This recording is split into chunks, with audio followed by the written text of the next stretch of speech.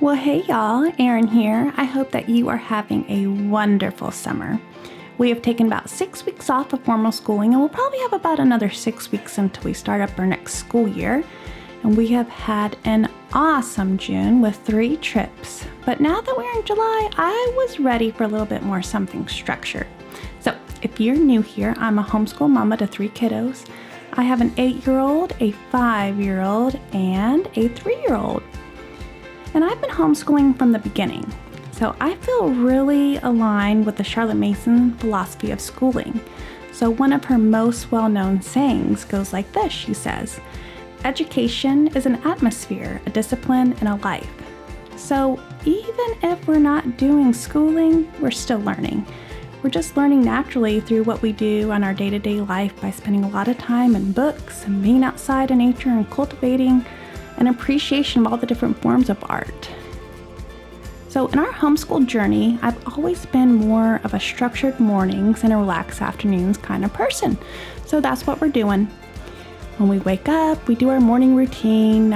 All the kids know what it is now. They get dressed, we make our beds, brush hair, brush teeth, go potty, and then we come down and we have breakfast together. So we knew that we wanted to do school time right after breakfast, so I had things kind of set up. So as they finished their breakfast, they came in. So what Timothy's working on right now is he has a handwriting page from the Good and the Beautiful Level 1. I had this left over from last summer, and it's working out perfectly. I just wanted him to kind of keep practicing those skills, so that's what he's doing. We're also doing some math problems from the Channie workbook, and then we're also doing a language arts lesson from the Good and the Beautiful Level 2. So the Good and the Beautiful language arts, they cover phonics, writing, reading, grammar and punctuation, spelling, literature, geography, and art. We are also gently going through the Good and the Beautiful science unit on birds. We're doing that as a family, and we're just kind of slowly going through that. We'll probably be doing about 1 lesson a week.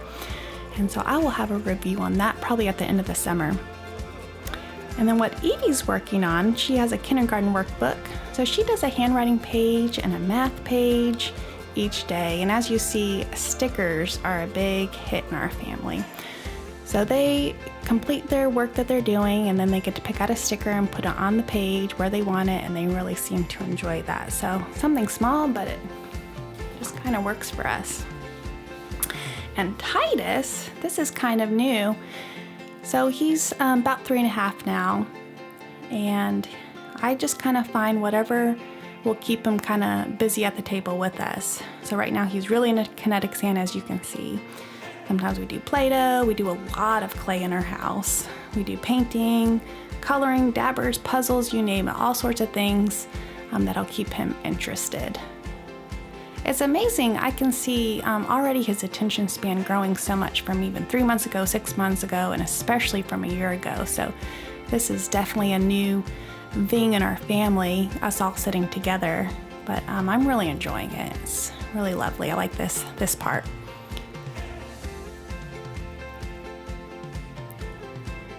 It's kind of nice watching this back because you can see it. There's no stress in doing schoolwork. There's no rush to get things done. We're just kind of chit-chatting. What Timothy's doing, he can mostly do independently, but we just, all sitting together. And then Evie, she just needs a little bit of assistance here and there. It's nice that we're all together.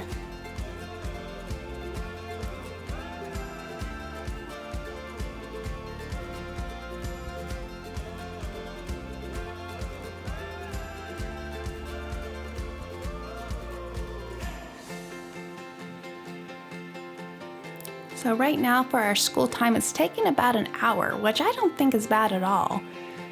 Out of our whole day, doing a little bit of school for an hour in the morning is not bad at all. I liked our summer rhythm of not really doing too much, but I like having some structure too.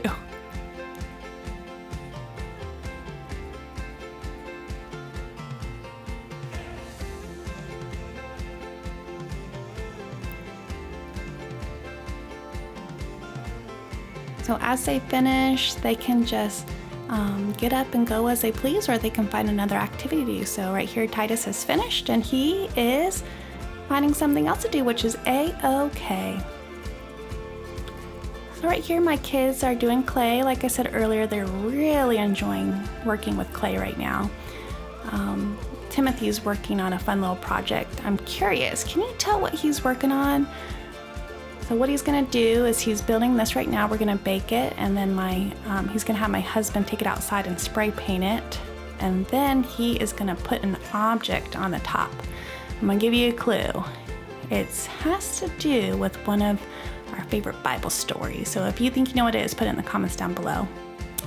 So now you see that we're doing our language arts lesson, and this lesson happened to involve syllables. So one of the language arts things, or one of the things I like about the Good and the Beautiful, is they do seem to do a pretty good job of keeping things fun. Well, this is us doing poetry tea time. So we've been doing poetry tea time for about 3 years now, and our family really enjoys them. So my kids have really come to expect having something yummy and sweet with poetry, which I think is a lovely connotation. We usually start out with a book, Sing a Songs of Seasons, a nature poem for each day of the year. And it's usually pretty short and simple, but we get the poetry in there, and it's just lovely. And then next, we have 2 books that we're working through. For one of our focuses for next year for Timothy is going to be really learning about missionaries. And so I found these 2 books, and one of them focuses on men and one of them focuses on women. So the men one is called Brave Heroes and Bold Defenders. And so Timothy picked someone out to read out of here, so I read that, and then I picked someone to read out of the Courageous World Changers.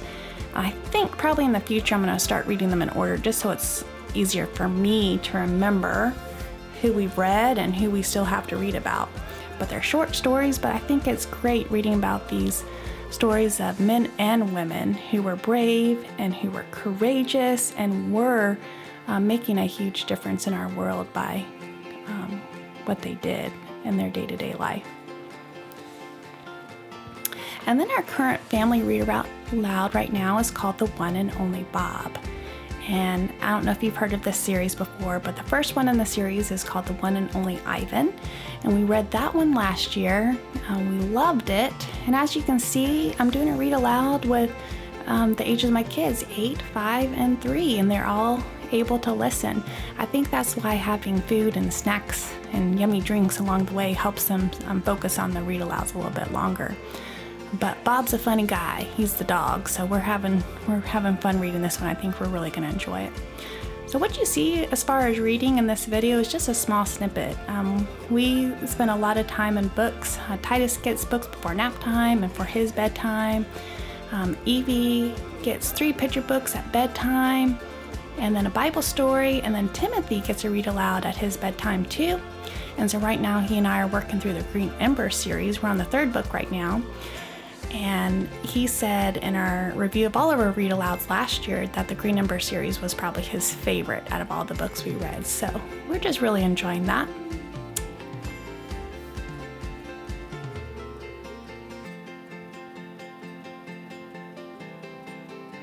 So today we happen to be filming on a Friday.